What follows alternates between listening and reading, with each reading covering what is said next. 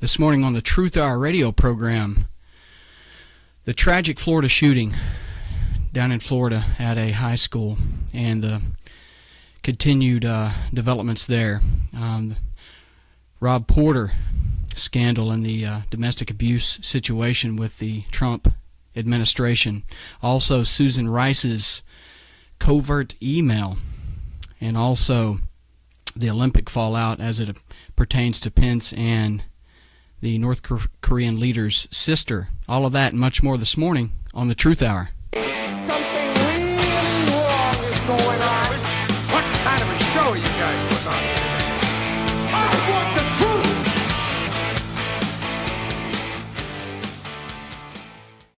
Good morning, Truth Hour audience.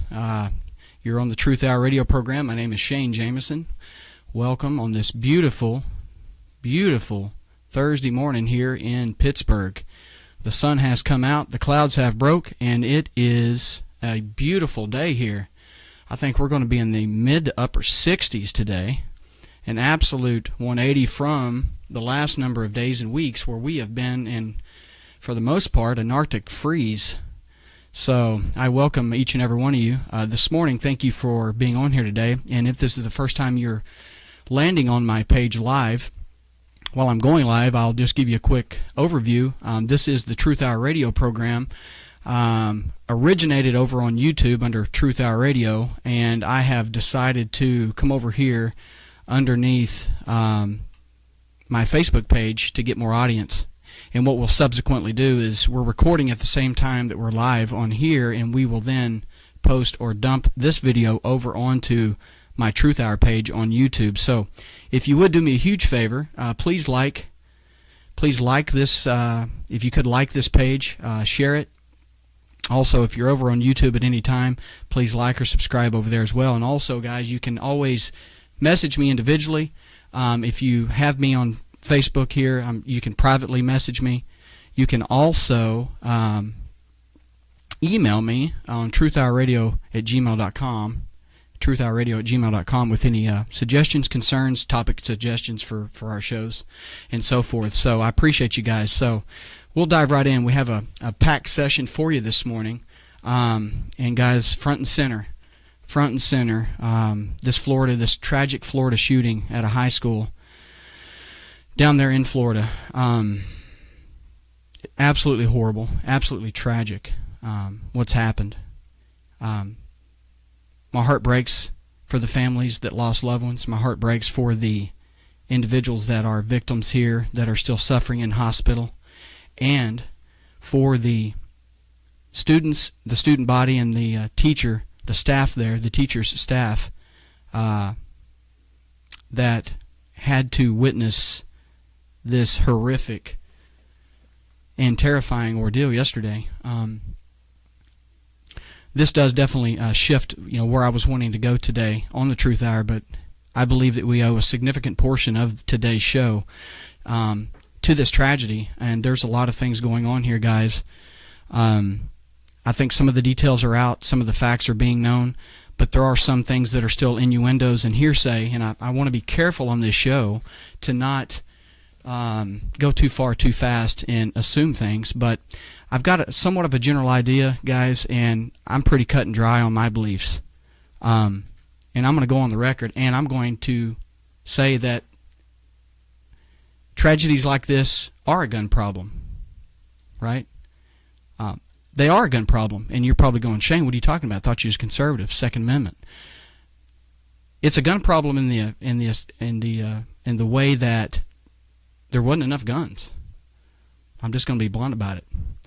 If there were, in my opinion, just 2 or 3 security officers or staff that were well placed in that building at points of contact, at points of entrance, I believe that this tragedy could have either 1, been averted, or 2, been minimized. And the fact that that was not the case, sadly, is what we're looking at today. This fallout, these innocent lives lost, is not a gun problem in the sense that the left makes it. You can't legislate and draft law today that would have prevented yesterday's attack. Columbine's attack, so on and so forth's attack with any kind of semi-automatic weapon. And the left wants to jump all over the fact that this, once again, unfortunately, there has been a few of these tragedies that are centered around a specific weapon, the AR-15. That is a very powerful weapon. It has specific uses, and in the hands of somebody that has evil in mind, can be very devastating and tragic. But make no mistake, it's not a gun problem in the sense that the left wants to make it. In my opinion, I believe fact would show this up, that the best defense is a good offense when it comes to this. You defeat a bad guy or bad guys with a gun with a good guy or good guys with a gun. Period. End of sentence. I'm a big believer in my Second Amendment right in this country to bear arms. I have a concealed carry. I'm carrying currently. I carry 90% of everywhere I go for the most part. I carry in my service. I believe that not only is it a privilege and a right to be able to protect myself and my family, but it should be a privilege and an honor and a duty afforded citizens of this country that have the right to carry and defend other people too. So, I mean, with that said, guys, I mean, it's just a horrible thing. But I was driving in this morning, guys, and thanks for being on.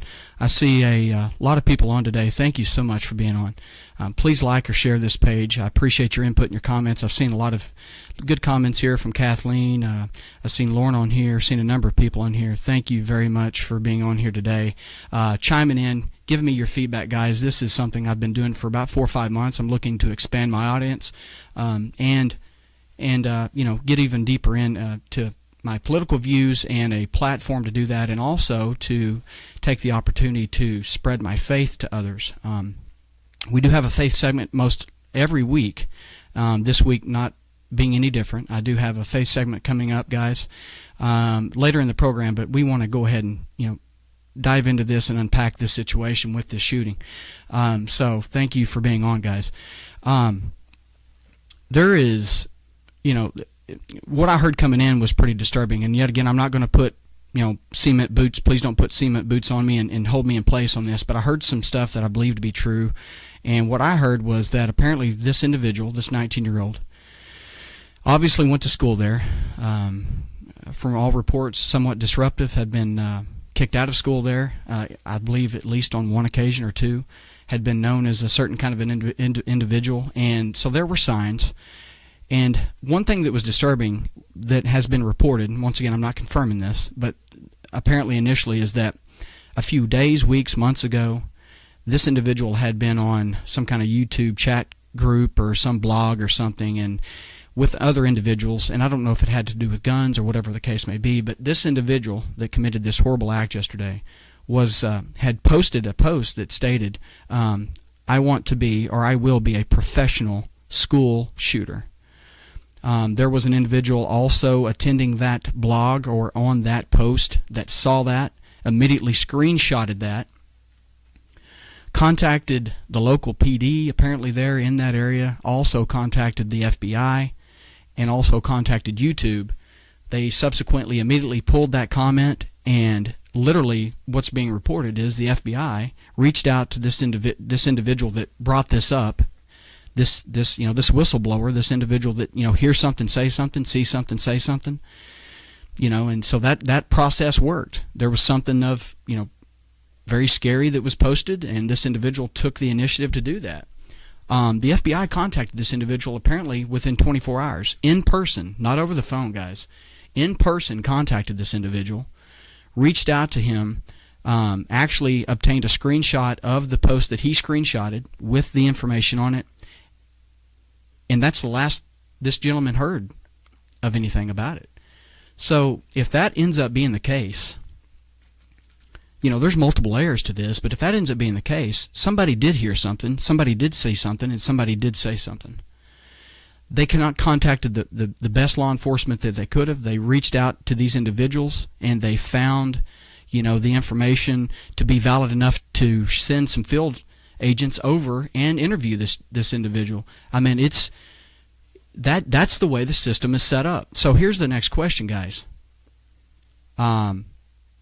How, if that's the case, are we just so saturated with possibilities and innuendos that our field offices and our agents in the FBI are so saturated with so many different, loose ends that they just didn't have time to follow up on this? Or, time will tell, but we need to find out what happened.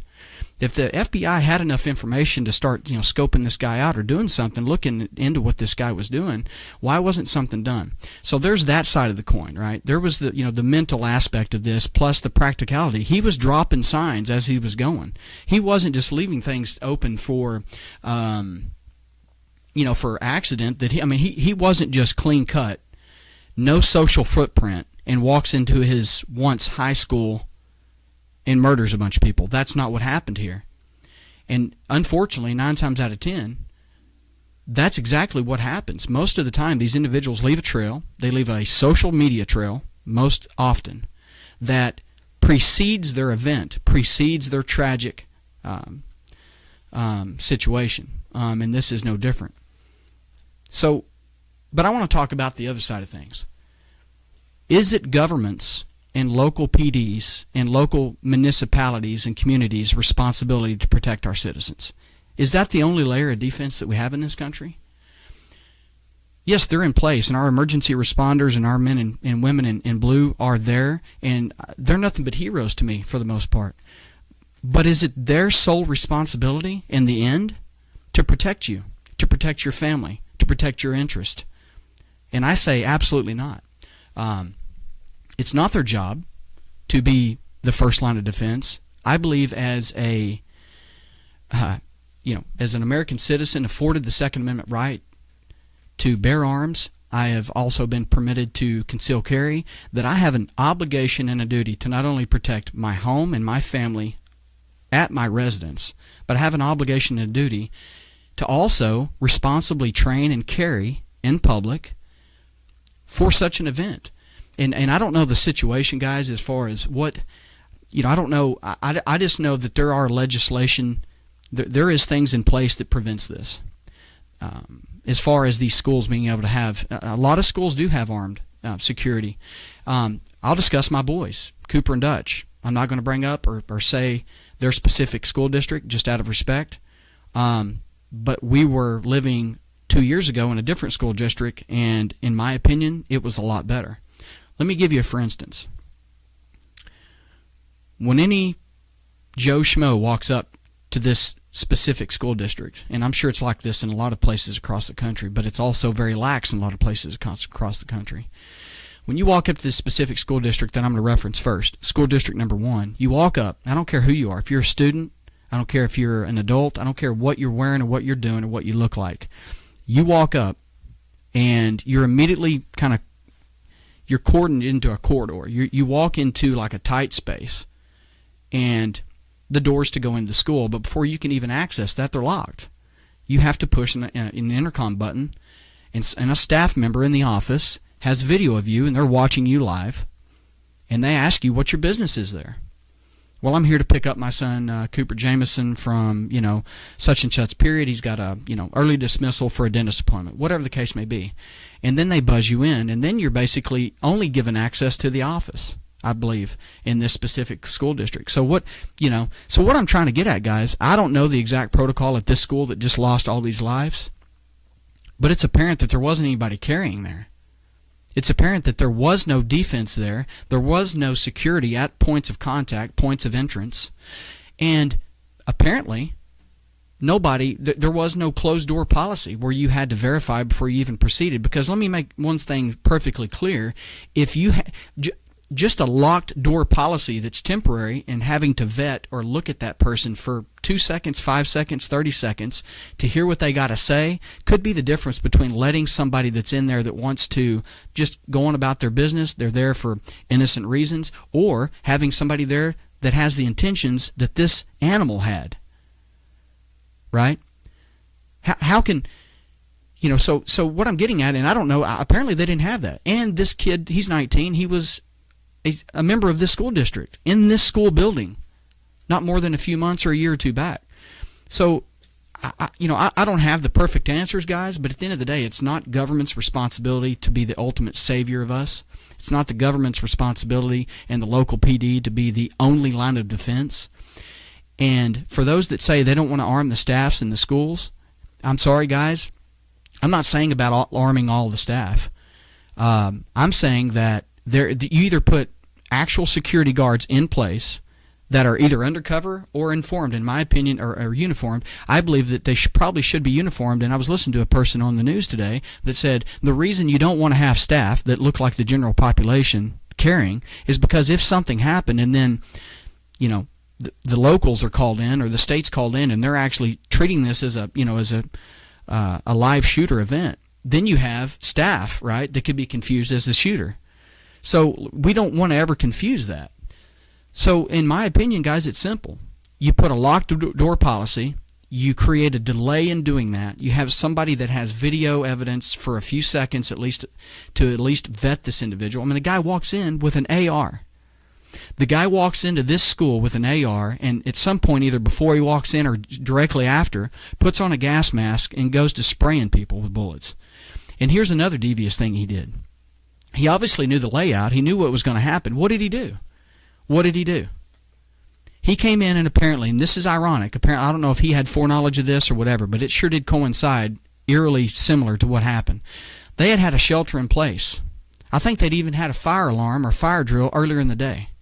They then had a shelter in place drill. Pretty simple. Everybody knows what that is. You shelter in place. You cluster where you're at. You minimize exposure. And you're sheltering in place. You're in a defensive posture. Okay? What did this animal do? Knowing that they had probably just been in that, or even if there hadn't been, and he just walks in and it's normal school hours, and I think it was like 30 minutes before school dismissed, he wanted targets. So what he did was he tripped the fire alarm. I think everybody on my audience and around the world can figure this out. You trip the fire alarm, you instantly initiate all but controlled panic and controlled chaos. Fire alarms, get up, get out. There's no structure to it. There's not a whole lot of this or that to it. It puts bodies out of their classrooms directly in the hallways, trying to find exits and trying to get out of that building. That's exactly what a fire alarm does. You can't blame them for that. It's exactly what anybody would do in a fire alarm situation. So apparently at the same time they did a shelter-in-place drill, he comes in, trips the fire alarm, counteracts all of that. Everybody starts scrambling outside the doors of their classroom into the hallway trying to get out of the building. The rest is history. He comes in and unloads on innocent bystanders, heroes like a football coach, whose name I don't have in front of me at this time, with countless eyewitnesses, says he was probably the first casualty. He saw what was fixing to happen. He saw the inevitable. He jumped in front of a crowd of students and took the bullets and either died on the scene or died at the hospital later. Heroes like that. And what makes me sick, there should not have had to have been the tragic loss of life yesterday in Florida at a high school where kids should be able to let their guard down, be kids, and staff should be able to be staff. There should have been a security element in place, guys. There should have been a security element in place. And it might not have... I'm just simply telling you, you had 2 or 3 well-trained guys. I'm not talking about just Joe Schmoes. Oh, yeah, I've got you trained. I've got you from, Craigslist, and you're going to come in and sit here and guard this door. I'm talking about somebody that's certifiedly trained. I'm talking about somebody that's been there. And thanks, Jamie, for your comments there. What are you saying there? Locking down schools started in PA due to elementary school principal losing fingers due to a parent coming in with a machete. Wow, yeah, that's crazy. And she saved the kids. The best thing PA could have done was locking the doors. Yep, good point. And thanks for everybody for being on. I appreciate you. So this is the Truth Hour. I try to do a little mini plug about every couple 3 minutes. This is the Truth Hour, formerly from YouTube, Truth Hour Radio, and I have started using my Facebook page to gain a bigger audience. I appreciate you guys being on here. Please like and share this. Leave any comments that you have. You can also email me personally at truthourradio@gmail.com, or you can personally Facebook message me if you would like to have any comments or suggestions about the show. Thank you very much for being on. I come to you live every Thursday morning Eastern Standard Time here in Pittsburgh on the Truth Hour, and about 90% political insight and views, daily events, and also, good 10%, 15% of that show, I try to also incorporate a faith element into that to convey my principles in my faith and to project Jesus Christ into everyday life, guys, because without Christ, we're nothing. And one of my Facebook friends actually had a good quote today. Unfortunately, it tied to this tragedy, but it was a good quote. I'm not going to say names, and I don't have the screenshot of the actual picture of what it was, but I believe I can paraphrase. And students are quoted saying, "Dear Lord, why are you allowing these shootings to happen?" And then the next sentence was, basically paraphrasing what God would say to that, to the student, that I'm not allowed in the schools anymore. And I'm not saying that that's a direct response to that, but that is the society we live in. God's been legislated out of our everyday life. From the founding of this country through the founding documents, God's in every other sentence. Praying and was a central part of society until a number of generations ago, and it's just all but been under attack since. And our schools have become front and center, and the lack of having faith and prayer shown in that. Hey, it's unfortunate, but that's the truth. And thank you, Christy, for your comments. And Kelly also writes here, we need to put our unemployed veterans and police officers to work protecting these kids. Hey, there's a great point. Right? And here's the thing, guys. You don't think that there'd be volunteers that would want to sit there and make certain that their community's teenagers and school-age kids aren't safe? I can guarantee you, and that's a great point that Kelly makes. Why not put the people that would love to be a part of that in the middle of that?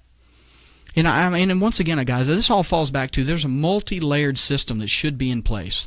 You have the outside of the school era, right? You have you have the society type layer of defense where apparently this guy was brought up and put on the radar, and we don't know what happened, and time will find out, but it will be another, guys, and I'm big about, our Department of Justice and FBI for the most part. I do a huge segment every week about the corruption that is ongoing at the FBI and the Department of Justice and the State Department currently, tying back into the Obama administration and probably countless administrations. But for the most part, guys, the rank and file of our law enforcement agencies are just that. They're top-notch.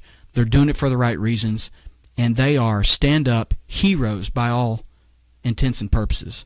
So, I have nothing against that, but there's the out there layer. There's there's away from the nucleus layer that we're talking about. Like, this guy left crumbs, he left details, he left clues that he was unstable. These things were picked up, and then you have. But here's the ultimate decision here. I don't care if that system works or not. I do care. I want it to work. But that's where people get like this warm and fuzzy and think that everything's all safe and fine.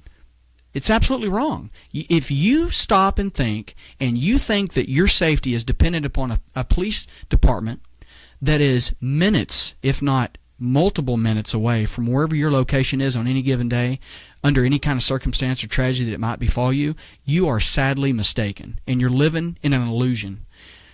So knowing that, isn't it your responsibility? Isn't it your responsibility to protect you and your family?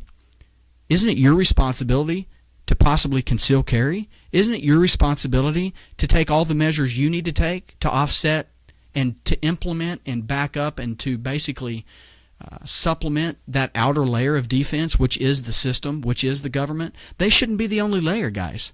They should not be the only layer of defense. And people want to look at this, but to me it's simple. You have a guy at the point of contact and entrance there at that school. There's a locked door policy. He's either physically looking at him through a porthole or a window, or he's got him on video monitoring and they see him. Here's another thing. He was already known as a troublemaker within the last year or two because he'd been expelled and kicked out. Why wouldn't they have not necessarily like a run sheet of people to look for, But he came in, posed like another student. He's 19 years old. He doesn't belong there. Why didn't somebody stop and say something? Well, because nobody was there to stop and say something. Apparently there were no locked doors to stop him, to have a chance to say something. So as far as the system failing, the system is failing at the most critical point. Let's make one thing for certain. Out there, the outer layer can fail. But if the inside layer, where people should be at the point of contact to defend our students and our lives, aren't in place, then tragedies happen. If I'm not caring and if I'm not protecting my family at my house and my residence, and there's not firearms available for me that I've trained on for specific situations, being a prior military, being a Marine, being conscious and intentional about protecting my family and myself, if I didn't have that in place and somebody broke in, I'm just saying, I'm asking for tragedy. I'm asking to be overran. I'm asking to be killed in a lot of ways if somebody comes in. I mean, what are you going to do? What are you going to do? You're going to have your cell phone in hand and be like, 911, what's your emergency? I'm sorry, I'm being shot at. Can you send somebody? Before you even get off the phone, and clear your phone call to reach out to what the system says you're supposed to do, you could be dead, or your family could be dead, or you could be getting assaulted or robbed, family members raped, brutally tortured, something, anything. Guys, it happens every day. Your first line of defense is you, not the government. Your first line of defense is not the system. It's your Second Amendment right. I fully believe that. It's about 11:27, guys, here in Pittsburgh. Thanks for being on the Truth Hour radio program. Once again, you're live here with Shane Jameson. Truth Hour radio program live every Thursday morning, Eastern Standard Time here in Pittsburgh. I appreciate you being on. Please like, share, comment. Message me if you have any comments, or leave it on the board here, guys. Thanks so much. I see my daughter Cheyenne has just joined. Thanks, sweetie, for being on, and she lives way out in El Paso, Texas. I do that every time she gets on. It's just something I do. So I see Amanda and Sherry and a number of people have joined. So thank you for being on today, guys. Front and center, we're still kind of tapering off of this, but the first 30 minutes, guys, this horrible Florida shooting and how it could have been prevented. And once again, and I kind of want to phase off, but once again, the left in the country, they want to make this political. Proverbially, there's still blood on the ground, bodies that haven't been recovered, families that are still mourning within the last number of hours that their family members have been shot and won't be returning. And the left jumps all over gun control. The left jumps all over the assault on the Second Amendment. And let me tell you something, that is absolutely horrible. Everybody needs to take a chill pill and look at the real assessment here, because I'm sorry, there isn't a law in the books now, and there ain't a law in the books tomorrow that could have prevented somebody from doing that. Let's snap our fingers and instantly remove all the ARs. Right now, all of the ARs are gone. We're living in a different world. What would this gentleman have done? He couldn't have accessed his AR. He couldn't have purchased it, got it, stole it, obtained it, acquired it, loaded it, showed up with it, squeezed the trigger on it. What would have he have done? Let's be real. What would he have done? He would have picked up a 9mm. We're going to ban that? What if he came in with the smallest caliber gun? What if he came in with a 22 with a drum on it? Still sprayed everybody with bullets. High velocity 22 rounds. Any different? You cannot legislate your way out of this. You have to arm yourself, be responsible for your security and those around you. And in a situation like a public school, put individuals in place strategically and highly trained that can offset this threat. Period. End of sentence. I will say that till I'm blue in my face, guys. And good morning to you, Cheyenne. I love you. Hope everything's good. Way out there in El Paso, Texas. I always used to have a joke about West Texas. Don't take this personally, but I always used to say I wouldn't wish my worst enemy to live in West Texas, mainly because I grew up there in Howard County. And between Howard County out through middle of Odessa and out to El Paso looks like the surface of Mars. There's nothing but red dirt. There's nothing but mesquite bushes that are about 3 foot tall, and red dirt blows 24/7, and tumbleweeds own the prairies. And I don't think people move to West Texas. I think people get stuck in West Texas and don't ever leave. And I have family that lives in West Texas. So, hey, I'm living up here where it's plush and green, and we actually have 4 seasons. And it actually shuts off about the time it's supposed to shut off, and and things happen pretty much the way things are meant to happen. You got to West Texas, there's basically 2 seasons. It's 110 or it's 35 with a 1/4 inch of ice, and the state shuts down. I don't know. Whatever. All right, let's move on to a little bit of politics. I always have it written down wrong. His name isn't Ron Porter. It's Rob, I believe. Rob Porter. Anybody been keeping up with this? Let's transition a little bit. So the latest scandal, it's everything. The left, the Dems want to jump on anything and everything that makes it look like Trump can't run his own administration, like General Kelly can't jump in here and do his job. So anyways, Rob Porter tendered his resignation within the last week upon allegations of domestic abuse. And I got something to say about that. A lot of the left are jumping all over this, making it sound like that Kelly didn't do his job in vetting these people and should have known what he should have known when he should have known it, and this should have been minimized and it should have been taken care of, and that this gentleman shouldn't have had clearance like he had, and all this and so on. Here's the facts. When you jump into an administration and you are brought in to fill a spot, you are thoroughly vetted through the FBI. They do an extensive background check that's not only digital and electronic. They send field agents out based on your references in your applications to not only discuss things with family members, but also with other references that you have, other jobs that you had. They contact your other employers. They contact people that they actually reference. It's a multi-layered situation. Why has it been over a year? But Rob Porter's investigative background checks haven't fully come back. He never had full clearance yet, so he was left in this limbo state. And somehow that's Trump's fault. Rob Porter's left in this limbo state, neither declined or affirmed, but yet it's General Kelly's fault. I don't understand a bit of that.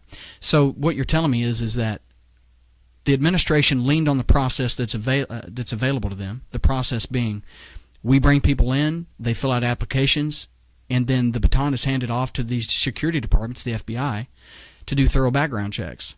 So they did that. They went through the process that's on the books. They handed the baton to the FBI, and because the FBI hadn't gotten back with them in time to say, apparently there's all this and that, you shouldn't have this guy in. Well, here's what's odd about this. His 2 ex-wives come out with all these allegations, not only allegations, photographic evidence of things that had happened. Okay? How hard, and supposedly now I think it's common knowledge that there were police reports. Okay. Well, how much of an investigative background push do you have to have in this individual's instance to find that out? How hard is that? Why would it take a year? I'm thinking if I'm assigned that, and Rob Porter's file lands on my desk. I'm FBI agent Jameson. I've been tasked to follow up and do a thorough background check on Rob Porter. Okay. The first thing you're going to call is his local PD. Well, first you're probably going to run a digital background, an electronic background on him, and it's going to pull whatever. But here's the thought. Everybody's saying, common knowledge, is that supposedly there were police reports done. That would have pulled up instantly. That would have pinged instantly, you would think, on a background check. Why? So, question 1, was there anything that bounced on the background check? Or did they actually do that? And why? And if there was, why didn't they say something within the last 9 or 10 months? There's a good question. Why did that happen? How was Rob Porter allowed to stay in his position under so-called questionable circumstances if all of this protocol had been in place? Why would it happen? So I'm of 2 thoughts. Either the FBI flat out did their part, knew of the situation, and I wouldn't put it past them, knew of the allegations, and then just chose to kind of sit on it and slow walk it back. And how funny is this now that Christopher Wray comes out and testifies and says, oh yeah, we followed everything by the book. We followed up, knew all about these allegations. We conveyed all this back to Bop in the administration, and we did our part. Well, that ain't the way it's looking. And think about it. Why would they even do that? Well, you would slow walk something out if you wanted a bombshell to happen. So these ex-wives apparently reached out to the FBI. Apparently the FBI reached out to them during the process, told them there were allegations, told them there were police reports, told them there was photographic evidence of all this bad stuff going on. At one point in this gentleman's past. And yet again, I'm not defending him. And we don't know how far back that goes. But yet again, what happened to innocent until proven guilty? One, I know you have two individual allegations from two individuals, which then also escalates the process. It doesn't minimize it. It actually makes it worse for Rob Porter. But all I'm trying to get at here, guys, is this is not the Trump campaign's fault, in my opinion, for everything that I've been told. For Rob Porter staying on as long as he has and having a temporary access to secured, classified information, yet pending full classification, full, acknowledgement that he can be brought on board, all the way. It's the FBI's fault. And yet again, like you wouldn't have found the situation with the Bush administration. You wouldn't have found the situation, guys, with the Obama administration. You want to know why? The Trump administration is a rarity in a lot of ways, but it's a rarity in another one. You have a non-politician, has no connections to Washington. He's not an establishment politician, coming from the business realm into Washington, and he takes office. He doesn't know anybody. I mean, other than his select number of people. How's he supposed to fill these jobs? So he fills these jobs as fast as he can with the best people he can, and then he goes from there. And Lauren writes, what Rob did in his own home has nothing to do with Trump. Well, there's another good point. Lauren writes there, the FBI was busy covering up their other mistakes. That's why they were dragging feet on Rob. That's a good point, too. I mean, very, very plausible. And look at all the corruption that we've dug out. They have drugged their feet. He is well understaffed. Trump, usually, there's hundreds of these posts, these jobs that have to be filled in an administration. And they have to be approved. They got to be voted in. They got to have their background checks done. It's almost like the D.C. swamp guys went to work day one to literally put, and I've said it, put cement boots on Trump and anybody in there and just slow down and sludge down the process. He never had a chance to get off the ground, and they were hoping that, but guess there's one thing that they sped up on. They didn't drag their feet on one thing, trying to prove that he had colluded with Russia, trying to prove that he was somehow a foreign agent, trying to prove that all the people that Michael Flynn, Papadopoulos, Manafort, all these other individuals weren't somehow connected to Russia and that undermined Russia, and let's produce this dossier. They didn't drag their feet on that. How funny is that? But they went to bat 24/7 for the last year and a half to undermine him, but they couldn't do simple background checks to get his cabinet seats filled, all these individuals that needed to be brought on. It's an absolute atrocity. Absolute atrocity.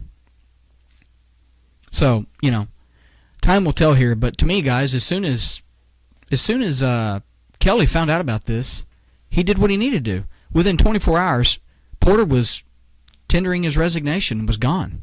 They did what they needed to do. So all the left is like, well, he only did what he needed to do after, these individuals came out and showed all the photographic evidence. Well, maybe he didn't do what he needed to do because he didn't have proof to do what he needed to do yet. And maybe he was waiting for somebody on the FBI to get off their duff and do what they needed to do. Show definitive proof that the allegations against this man were of some validity and that there was police reports. That's all you need. If there was, then so be it. So I'm going to take the side of Kelly in this instance and say that he dealt with the information he dealt with for the last year and then went from there. So another angle of this has nothing to do with Rob Porter. New allegations in the continued uncovering of this horribly rotten onion that is the corruption within the upper echelons of the Department of Justice, Department of State, and the FBI. New emails coming out that apparently within a few hours or a day or two of the inauguration, there was a quote-unquote meeting with higher officials of Obama's administration, to include Obama himself, Susan Rice, James Comey. I can't remember who else there was in there. Sally Yates. A few other individuals that were higher up. And funny how you can literally cross-reference a lot of these individuals with what's being uncovered in this corruption scandal currently. But anyways, what's ironic is, and I don't have it in front of me, but there was an email sent, and it was to herself. And a lot of people a lot of people email yourself. You want to keep personal notes. You want to keep up with stuff like that. She emails herself hours before or just right after the inauguration. Literally, her job is done at this time. And welcome, Chance and Shane. Thank you guys for being on. You're on the Truth Hour radio program. I come to you live every Thursday morning, Eastern Standard Time here in Pittsburgh. And this is a political insight show along with a significant portion of faith where I discuss my Christian values and have a faith segment. So thanks, guys. Please like or share this if you would. And currently we're talking politics. We've already covered the tragic shooting over or down in Florida and went through extensive detail about how we could have prevented that. So anyways, now we're on to, we just discussed Ron Porter, domestic abuse allegations, and how there was fallout from how that kind of got unraveled and how it was disclosed to the Trump administration. And now we're on to Susan Rice. So the bombshell lately has been all these uncoverings of text messages. Let me say one thing, guys. They're dripping this stuff out. Let me tell you what needs to happen. Let me tell you exactly what needs to happen. They need to subpoena all of Susan Rice's texts, all of Susan Rice's emails, all of the texts and emails from Comey, all of the texts and emails from McCabe, all the texts and emails from Loretta Lynch, all the texts and emails from just fill in the blank. I mean, there's so many other people. Eric Holder. I could keep going on. There's about 10 or 15 people, higher-ups in the Obama administration, that need to have all of their communications vetted and combed through. Period. End of sentence. That's where we're at with this. And so anyways, they've somehow unmasked, or not unmasked, they've discovered this single email. She ends up saying to herself, she goes, in an email, I'm going to paraphrase here, that after the meeting, she's basically memorializing this meeting into an email. And she's stating that Obama basically reiterated and stated that we, being everybody in attendance, and then their lower echelons, need to do things by the book as it relates to this Russian investigation. Now, why would one do that? Has anybody stopped and thought about that for a minute? Have you honestly thought about that? Why would you email yourself something about something that needed to be done by the book? If it was being done by the book, it would be without being said. It would not need to be said. Which begs to question, maybe this was a nefarious act to be on record as basically self-creating history to look like. If something was ever, dragnetted up, communications were ever dragnetted up, emails were ever dragnetted up, such as this, it was, and look at what we find.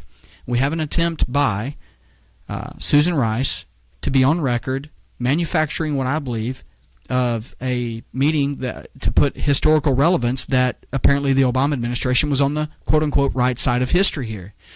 I think it's the farthest thing from it. I think it's a joke.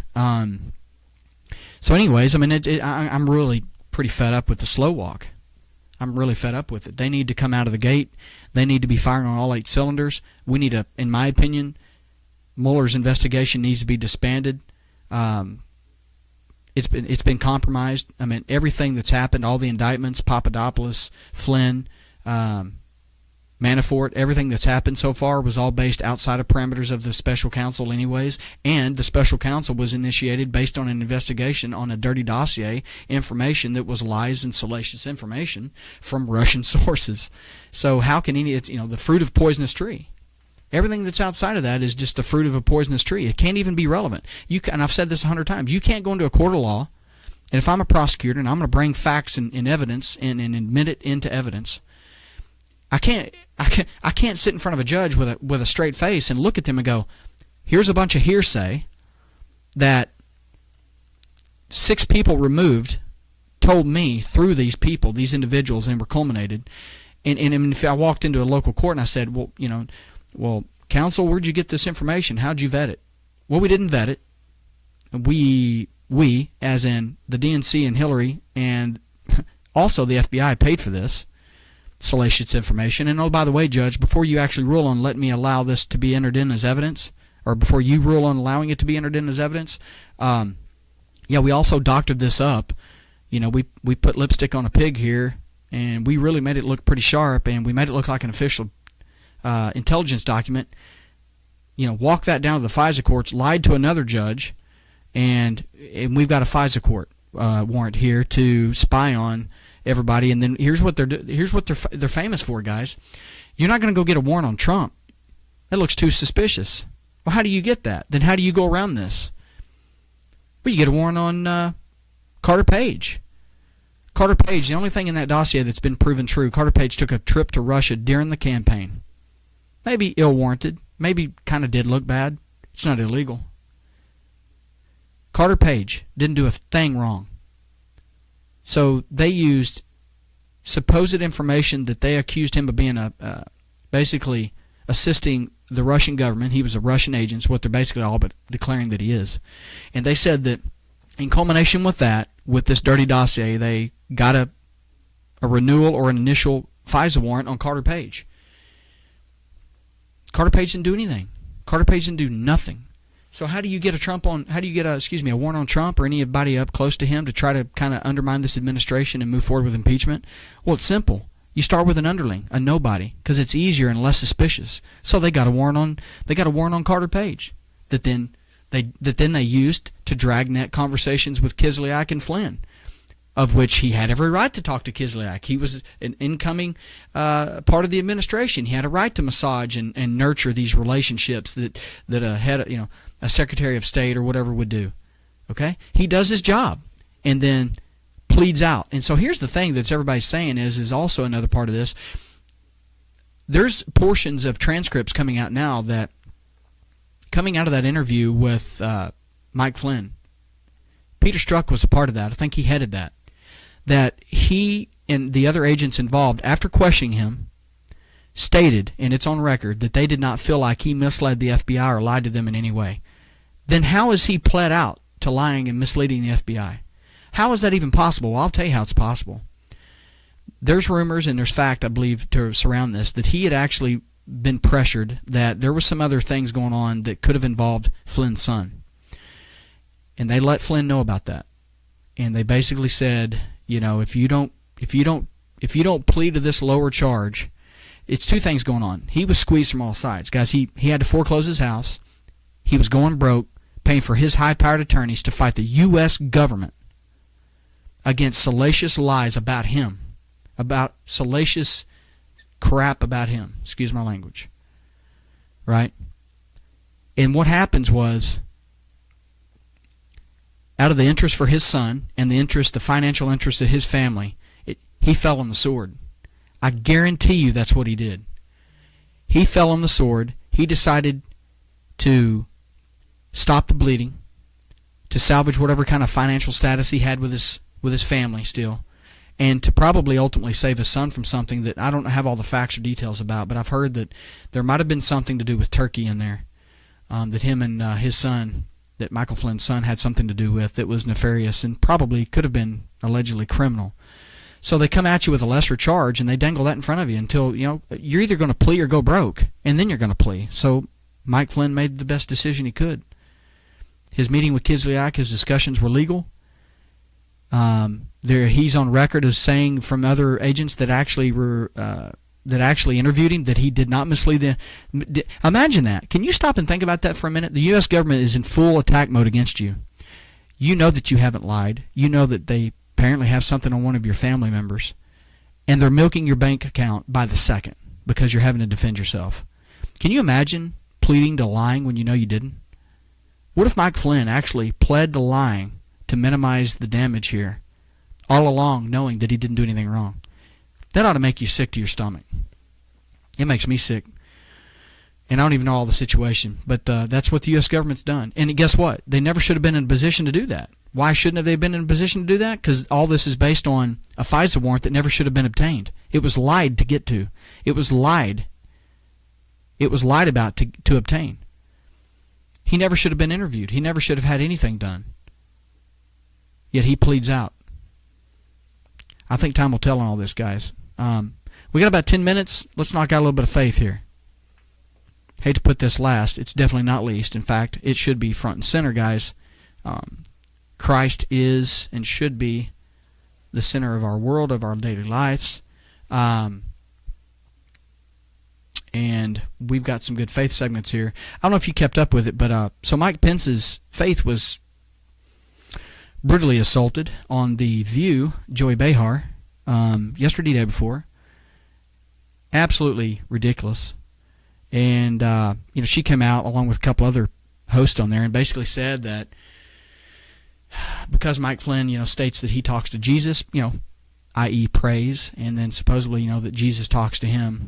I'm a Christian. I mean, I'm not going to sit here and say that Jesus talks to me, but that's not a wrong way. There's nothing wrong with saying that.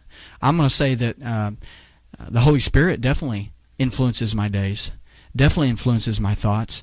When I choose to listen, there's scripture about that, guys. I'm a Christian. I'm baptized. The Holy Spirit, guys, when we're baptized, we're given a measure of the Holy Spirit. And if we will let go of the illusion of control in our lives and let God guide us through the Holy Spirit, once we've accepted Christ and been baptized, there's nothing else like it. And so for Mike Pence to have the courage and once again, we're all commissioned. It's in Scripture as well, and I've talked about that over recent weeks. We have a duty and obligation to stand up for Christ and be a witness. And so for Mike Pence, VP Pence, to stand up and just champion that, what courage it takes in today's times, right? But, it shouldn't be out of the ordinary. So he does, and he speaks about God all the time. Trump speaks about God all the time. And look what it gets him. Look what it gets him. Joy Behar on The View and these other absolute ridiculous people have belittled his faith, belittled him as a person, and said that it's scary that's happening. Let's listen to Robert Jeffries. I don't know if this is the one we got. Yeah, a pastor in, I believe he's in Indiana. I'm not certain. He's with a Baptist church. He's very well spoken. I've listened to him a lot on Word FM here locally, 101.5 Word FM here in Pittsburgh. Very versed in Scripture. A good pastor. So we're going to take a look at what he's got to say about what he thought the attack on Mike Pence's faith is. The panel on The View mocking Vice President Mike Pence for saying that he talks to Jesus. Watch. I think when you have a Mike Pence that now sort of puts this religious veneer on things and calls people values voters, I think we're in a dangerous situation. I'm a faithful person, but I don't know that I want my vice president, speaking in tongues and having Jesus speak like to I him. said before, I don't know if I want that. It's one thing to talk to Jesus. It's another thing when Jesus talks to you. It's called mental illness, if I'm not correct. Right, I think hearing voices. Pastor Robert Jeffress is a senior pastor at First Baptist Church and a faith advisor to President Trump. Pastor Jeffress, thanks for coming on this morning. I'm sure that you're having a reaction just hearing that again. What is it? Well, look, let's just go ahead and say what we all know is true. If Joy Behar had attacked a devout Muslim for his faith, ABC would have fired her in a nanosecond. But, to the left, when it comes to attacking conservative Christians, it is always open season. And, I'm often asked, why is it that evangelicals supported a secular candidate like Donald Trump by the largest margin in history? This is the reason. Christians are tired of being bullied for their faith in the public square. They wanted an administration who would respect rather than ridicule their beliefs. And in many ways, the election of Donald Trump and Mike Pence was a reaction against these kind of despicable attacks upon people's faith. Why do you think that they have such a problem with the vice president and his beliefs? Well, scratch beneath the surface or read what they've said in the past, and it's very clear. Mike Pence has committed the unpardonable sin when it comes to the left, and that is he still maintains the personal belief that marriage should be between a man and a woman. And look, Everybody doesn't agree with that perspective. He understands that, but you can hardly call that an extreme perspective when it's the belief of the three major world religions, Christianity, Judaism, and Islam, which have taught that for years, thousands of years. And look, this once again shows the hypocrisy of the left. The left cries for tolerance, and yet they are the most intolerant people when it comes to beliefs with which they disagree. You also have a prediction to make about the next presidential election if the left continues to keep up their ridicule of conservative Christian beliefs. Look, I told President Trump last week he has become the most faith-friendly president in history, and his selection of Vice President Pence is just one example of that. But if Joy Behar and her ilk continue these kind of unfounded attacks, you're going to see President Trump reelected by a landslide in 2020, and you're going to see Vice President Pence become President Pence in 2024. That's my prediction. I've got to leave it there, Pastor, but final word to you on Mike Pence and his response to this. We have not yet seen or heard a response from him. Do you think he should respond?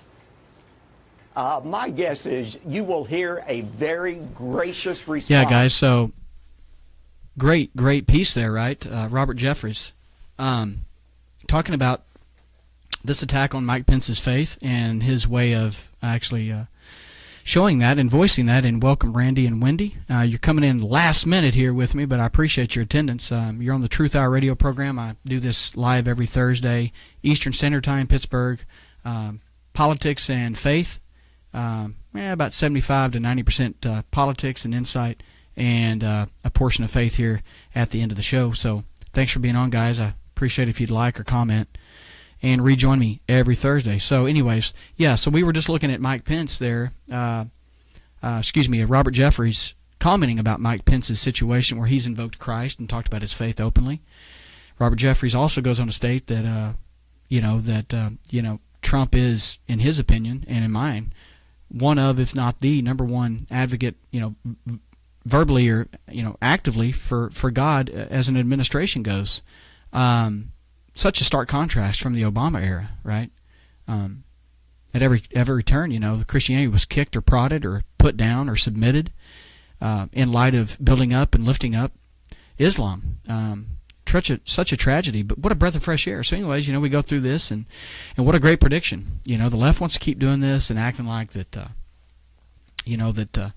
being boisterous of one's faith is bad. Let me tell you something. In the very first part of that, where they showed the View, that clip of the View, with all due respect to that commentator that spoke there about, that she felt, a little bit at odds or scared that she doesn't want her political pundits, coming out, or officials, talking about Christ or speaking in tongues. Let me tell you something.